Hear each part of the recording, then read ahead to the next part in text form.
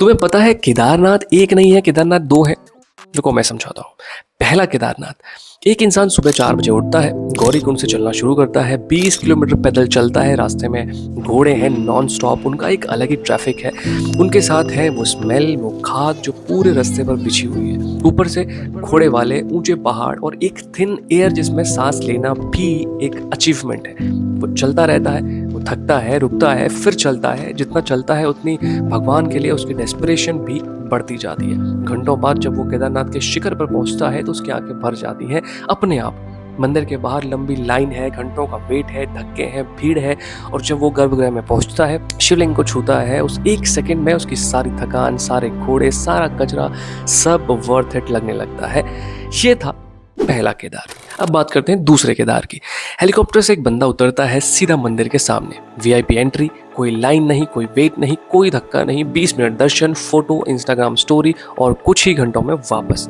या फिर खुद का परफेक्ट हेल्दी शरीर होते हुए भी एक इनोसेंट घोड़े पर बैठकर स्वैग दिखाते हुए, जिसकी पीठ टूट रही है वेट से आपके, जो रोज लोगों को ले जा रहा है और आपके पाप पुण्य सेल्फी रील के चक्कर में बिना वजह बेचारे घोड़े की हालत ऐसी कर दी है कि ज्यादातर घोड़े वहीं रास्तों पर अपना दम तोड़ दे रहे हैं और उन्हें वहीं छोड़ दिया जाता है, बर्फ में या खाई में फेंक दिया जाता है। ये था दूसरा केदार। अब इन दोनों केदार में से असली केदार कौन सा है, असली भक्ति कौन सी है, आज इसी पर बात करते हैं। गाइस, भगवान तक पहुंचने की जल्दी में कहीं हम शायद भगवान को खो रहे हैं, या शायद सवाल ये नहीं है कि हम केदारनाथ पैदल जाएं या हेलीकॉप्टर से या घोड़े से। असल सवाल शायद ये है कि क्या हम केदारनाथ तक पहुंच भी पा रहे हैं। मंदिर तक पहुंचने और केदारनाथ तक पहुंचने में एक्चुअली फर्क है। बहुत लोग मंदिर तक पहुंच जाते हैं, बहुत कम लोग होते हैं जो केदारनाथ तक पहुंच पाते हैं, क्योंकि केदारनाथ कोई जगह नहीं है, केदारनाथ एक अवस्था है, केदारनाथ एक इनर स्टेट है, एक ऐसा पॉइंट जहां तुम्हारा ईगो धीरे धीरे घुलने लगता है, जहां हमें पहली बार महसूस होता है कि हम इतने बड़े भी नहीं हैं, हम इतने इंपॉर्टेंट भी नहीं हैं, और शायद पूरी यूनिवर्स हमारे बिना भी परफेक्टली चल सकती है। सोचो, पहाड़ हमेशा से ही स्पिरिचुअल क्यों रहे हैं? क्यों हर सिविलाइजेशन ने ऊंचे पहाड़ों को ही डिवाइन माना? कैलाश हो गया, सिनाई, अरारत, हिमालय, तुंगनाथ, वैष्णो देवी। क्यों? क्योंकि पहाड़ इंसान को उसकी याद दिलाते हैं। तुम चाहे करोड़पति हो, चाहे आईएएस पीसीएस हो, चाहे मिनिस्टर हो, चाहे सीईओ हो, चाहे इंस्टाग्राम इन्फ्लुएंसर हो, पहाड़ को कोई फर्क नहीं पड़ता। एक लैंडस्लाइड आएगी और हमारी सारी आइडेंटिटी मिट्टी में मिल जाएगी। और शायद इसीलिए शिव पहाड़ों में रहते हैं, क्योंकि शिव का पहला लेसन है, जो तुम समझ रहे हो कि तुम हो, पहले उसे छोड़ो। आज की सबसे बड़ी ट्रेजेडी ये नहीं है कि लोग हेलीकॉप्टर से जा रहे हैं, घोड़ों से जा रहे हैं। सबसे बड़ी ट्रेजेडी ये है कि हमने स्पिरिचुअलिटी को भी कंज्यूमर प्रोडक्ट बना दिया है। जिस सोसाइटी में फूड इंस्टेंट है, एंटरटेनमेंट इंस्टेंट है, कैब इंस्टेंट है, डिलीवरी इंस्टेंट है, उस सोसाइटी ने अब भक्ति को भी इंस्टेंट कर दिया है। Instant meditation, instant enlightenment, instant दर्शन, इंस्टेंट मोक्ष। लेकिन प्रॉब्लम ये है कि जो चीज इंस्टेंट मिल जाती है उसकी वैल्यू भी इंस्टेंट खत्म हो जाती है। पापा की पड़ोसी कमाई से खुद के खून पसीने की कमाई की वैल्यू ज्यादा होती है। साइकोलॉजी में भी एक प्रिंसिपल है, एफर्ट जस्टिफिकेशन।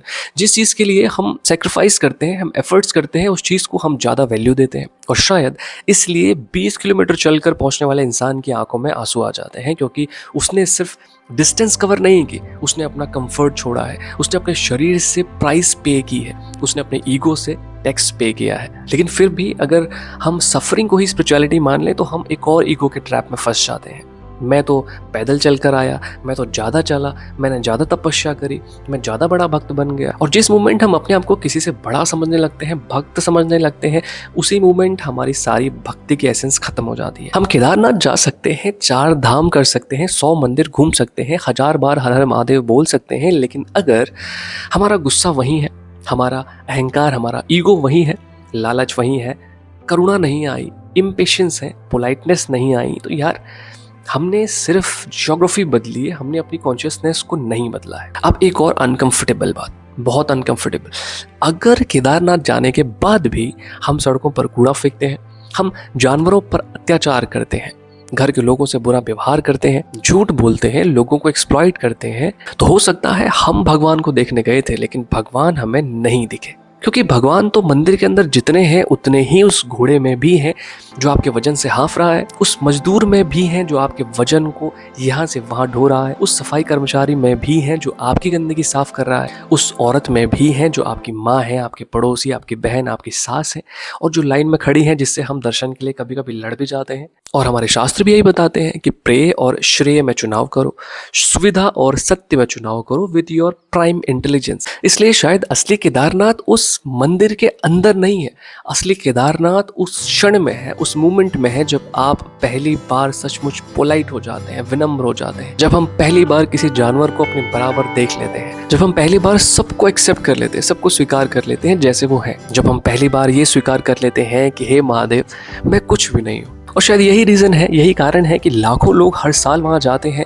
उन्हें शिवलिंग तो बिल्कुल नहीं बुलाता, उन्हें वहाँ वो पॉसिबिलिटीज़ बुलाती हैं कि शायद इस बार इस पहाड़ पर, इस यात्रा में वो अपने उस रूप से मिल जाएं जिसे उन्होंने दुनिया की भागदौड़ में कहीं खो दिया है। तो शायद सवाल ये नहीं है कि हम केदारनाथ कैसे गए, सवाल शायद ये है कि हम जब केदारनाथ से लौटे तो क्या हमारे अंदर कुछ बदला। अगर जवाब हाँ है तो हमने केदारनाथ पा लिया, अगर जवाब नहीं है तो हो सकता है हम मंदिर तक तो गए लेकिन हम केदारनाथ शायद अभी तक नहीं पहुंच पाए।